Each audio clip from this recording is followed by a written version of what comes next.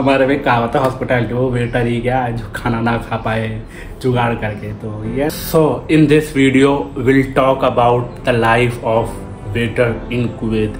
Kuwait में waiter की कितनी सैलरी है, कैसे अप्लाई कर सकते हो, कितना जाने का खर्चा आता है, वहाँ पे सर्विस चार्ज मिलता है नहीं मिलता, टिप मिलती नहीं मिलती, कितने घंटे का काम होता है, ओवर टाइम के पैसा मिलता है कि नहीं मिलता, ये सब कुछ मैं बताने वाला हूँ। वहाँ का रहन सहन कैसा होता है, आप as a waiter as a steward जा रहे हो। वेटर तो नहीं बोलना चाहिए, मैं स्टीवर्ड ही बोलूँगा, बट क्या वेटर से लोगों को जल्दी समझ आता है, स्टीवर्ड इतना लोगों को नहीं मालूम।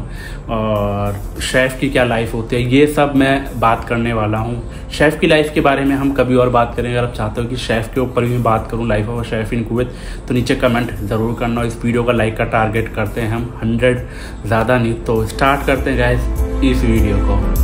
Hello everyone, welcome back to the channel ladies and gentleman, hope you are doing extremely well guys. So ये वीडियो मैं इसलिए बना रहा हूँ because this is from my hospitality background. जैसे कि as you all know that I also have done my hotel management from IHM Hyderabad. So मैं कुवैत में 5 साल रहा हूँ, तो आई नो मोस्टली कुवैत के बारे में। तो स्टार्ट करते हैं, स्टार्टिंग बिल्कुल पॉइंट टू पॉइंट बात करते जाएंगे ताकि आपको सब कुछ क्लियरली हो जाए। अगर आप एज अ स्टीवर्ड में आप जा रहे हो, यानी एज अ वेटर में आप जा रहे हो। सो रनर के ऊपर मैंने ऑलरेडी एक वीडियो बना रखी है, life of a runner in Kuwait, यहाँ पे देख लेना। नहीं तो मैंने एक प्लेलिस्ट बना रखी है होटेलियर लाइफ करके, तो उन वीडियोस को आप देख लेना, अगर आपकी बहुत हेल्प होगी।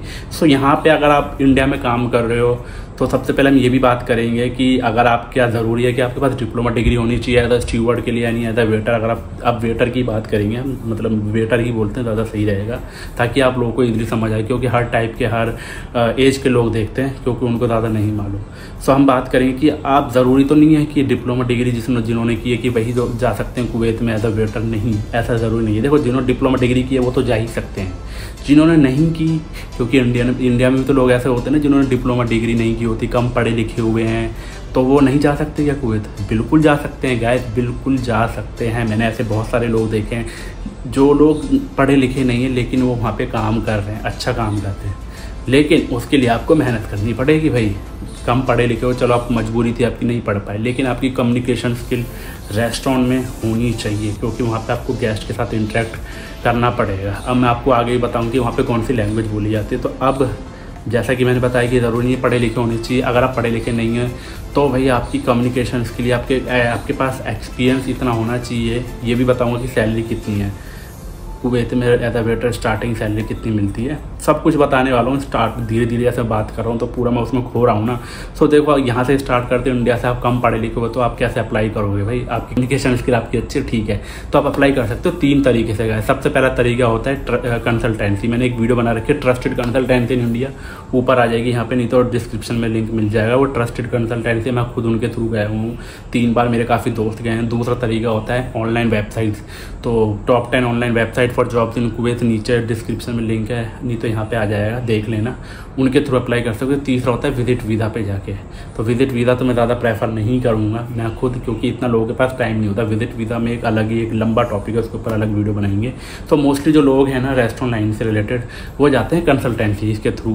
जिनके पास पेशेंस होता है वो भैया अपना धीरे धीरे अपने इंडिया में भी जॉब कर रहे हैं, ऑनलाइन अप्लाई करते रहो, और जब कोई रिप्लाई आएगा, क्योंकि रिप्लाई बहुत धीरे से आता है, मैंने खुद ट्राई किया हुआ है। कंसल्टेंसी का ये है कि 3 से 4 महीने में आप इजीली, जो प्रोसेसिंग टाइम होता है कंसल्टेंसी का 3 से 4 महीने होता है। ये भी मैंने एक पॉइंट कवर कर दिया, ठीक है। आपने कंसल्टेंसी के थ्रू अप्लाई किया, जो भी ट्रस्टेड कंसल्टेंसी, अप्लाई किया, इंटरव्यू हुआ। मैंने एक वीडियो बना रखी है कंसल्टेंसी इंटरव्यू कैसे कराती है, वो देख लेना, पुरानी वीडियो। थोड़ा अगर नए हो तो पुरानी वीडियोज़ को देख लो, काफ़ी आपकी हेल्प होगी।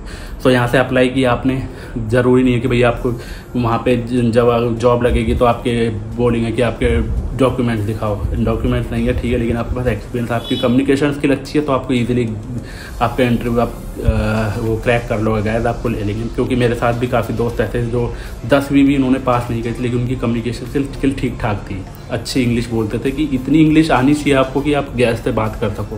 क्योंकि वहाँ पे जो लैंग्वेज है अरेबिक तो चलती लेकिन वो अगर आप इंटरव्यू दे रहे हो तो कुछ रेस्टोरेंट में अरेबिक प्रेफर्ड है, यानी ज़रूरी है, लेकिन मोस्टली ऐसे रेस्टोरेंट जहाँ पे अरेबिक ज़रूरी नहीं है। उसके लिए जब भी आप वहाँ पहुँच जाओगे ना गाइस, तो वहाँ पे धीरे धीरे नॉर्मली, जब होता है ना लोकल लैंग्वेज सीख जाते हो, नॉर्मली बेसिक, पानी को माई बोलते हैं, कैसे हो, जैसे हम बोलते हैं ना कैसे हो, तो वहाँ पे बोलते हैं कीफ़ा हाल, यानी कैसे हो। तो ये सब चीज़ें, दिजाज हो गया, दिजाज को चिकन बोलते हैं। तो ये सारी चीज़ें आप सीख जाओगे, बेसिक कोई दिक्कत वाली बात नहीं है। लेकिन इंग्लिश आपको आनी चाहिए इतनी कि आप बात कर पाओ गेस्ट से और इंटरव्यू क्रैक कर पाओ। ये तो हो गया कि पहली बात कि भाई लैंग्वेज इंग्लिश आपको आनी चाहिए। अरेबिक ज़रूरी नहीं है, लेकिन सीख जाओ, कोई दिक्कत नहीं। हिंदी तो वहाँ चलती नहीं है, तो है ना कि हाँ भैया खाना लेके आ जाओ, वो सब सिस्टम नहीं है वहाँ पे, ठीक है। तो ये हो गया। अब बात करते हैं हम कि वहाँ पे सैलरी आपको मिनिमम कितनी मिल सकती है अगर आप फ्रेशर हो। तो देखो एक्सपीरियंस बनता है तो भाई स्टीवर्ड, सीनियर स्टीवर्ड, वो फिर लेवल होते चले जाते हैं एज हायरार्की में। तो नॉर्मली जो मिनिमम सैलरी है 130 KD आप मान के चलो, और लास्ट टू लास्ट 200 KD तक आप कमा सकते हो एज अ स्टीवर्ड। आपका ओवर टाइम करके टिप जोड़ के, क्योंकि सर्विस चार्ज है ही नहीं। होटल्स के अंदर होता है, लेकिन रेस्टोरेंट में सर्विस चार्जेस कुवैत के अंदर, मैंने तो जितने 2-3 रेस्टोरेंट थे और भी जो मैंने दोस्तों से पता करा, तो रेस्टोरेंट में सर्विस चार्जेस कुवैत में नहीं होते। टिप होती है, डिपेंड करता है कि जो रेस्टोरेंट का जो बिज़नेस है वो कैसा चल रहा है। मेरे जो पहला जो रेस्टोरेंट था वहाँ पे 1 महीने में हमें टिप मिलती थी। जो दूसरा रेस्टोरेंट है वहाँ पे हम 15 दिन में टिप खोलते थे, क्योंकि वहाँ पे वो रेस्टोरेंट में ऑलरेडी काफ़ी अच्छा बिजनेस था हमारा, तो इतनी टिप आ जाती थी। तो वो सब में डिवाइड होती थी, किचन डिपार्टमेंट में, हाउस कीपिंग में, और प्लस में फिर सर्विस में, सब में। वहाँ पे पॉइंट्स वाला सिस्टम तो मैंने नहीं देखा, सब में इक्वली डिवाइड होती है भाई। तो मैंने टिप के बारे में आप लोगों को बता देगा, टिप सब में इक्वली डिवाइड होती है, डिस्ट्रीब्यूट होती है। बात करते हैं ओवर टाइम को लेके, जैसा कि मैंने ऑलरेडी पहले ही बता दिया कि आपके जो वर्किंग आवर्स होता है ऑफर लेटर में लिखा रहता है 9 घंटे। अगर 9 घंटे से गाइस आप ज़्यादा करते हो तो वहाँ पे आपको भाई ओवर टाइम मिलेगा। इंडिया की तरह नहीं 10-10, 12 घंटे पागलों की तरह काम कर रहे हैं, कोई पूछने वाला नहीं है ना ओवर टाइम के बारे में ना किसी चीज़ को लेके। लेकिन वहाँ पर भाई प्रॉपर स्ट्रिक्ट रूल है, लॉ इंडिया में भी लेकिन फॉलो कौन करता है, बट वहाँ पे होता है। इसलिए सब लोग बाहर जाके काम करना चाहते हैं, और अच्छा भी लगता है, क्योंकि जब मेहनत करते हैं और उतने हमको पैसे मिलते हैं ना, तो अच्छा लगता है कि हाँ और मेहनत करें। तो भाई आपको 9 घंटे का से ज़्यादा अगर आपको ओवर टाइम करते हो तो आपको पैसा मिलेगा। गया आपको एक चीज़ और बता देना चाहता हूँ कि अगर आप चाहते हो कि भाई, मेरा तो वैसे देखो ओवर टाइम 1 घंटे का 700 फील्ड था, और मैं सैलरी तो नहीं बताऊँगा, बट हाँ मेरा 1 घंटे का ओवर टाइम था, तो 1 घंटे का ओवर टाइम का 700 फील्ड था। लेकिन अगर आप चाहते हो कि एक वीडियो बनाओ जिसमें मैं आपको ये बताऊँ कि कुवैत में 1 घंटे का ओवर टाइम का कितना पैसा मिलता है, नीचे कमेंट सेक्शन करो, कमेंट सेक्शन में मुझे कमेंट करो और मुझसे पूछो, तो डेफिनेटली इसके ऊपर भी वीडियो बनाऊँ प्रॉपर डिटेल में, किस तरीके से वो होता है ओवर टाइम, किस तरीके से कैलकुलेट किया जाता है, क्या क्या चीज़ें होती है। अब बात करते हैं खाने पीने को लेके। ये सब चीज़ें तो बात हो गई। अब इसमें भाई खाने पीने का क्या सीन है भाई, देखो कंपनी ने ऑफर लेटर में लिखा फ्री एकोमोडेशन, फ्री ट्रांसपोर्टेशन। आपकी सैलरी में ना गाइस, आपको सैलरी में आपको फूडिंग का बहुत ही 0.1% कंपनी ऐसे होगी जो फूडिंग आपको देती है। फूडिंग का आपको कंपनी ऑलरेडी पैसा देती है अलग से 20 KD जो सैलरी रहती है ना, जैसे फ्री एकोमोडेशन, फ्री ट्रांसपोर्टेशन, ऐसे ही आपको लिखा रहेगा। फूडिंग का है 20 KD, सैलरी आपकी 200 KD, इस तरीके से।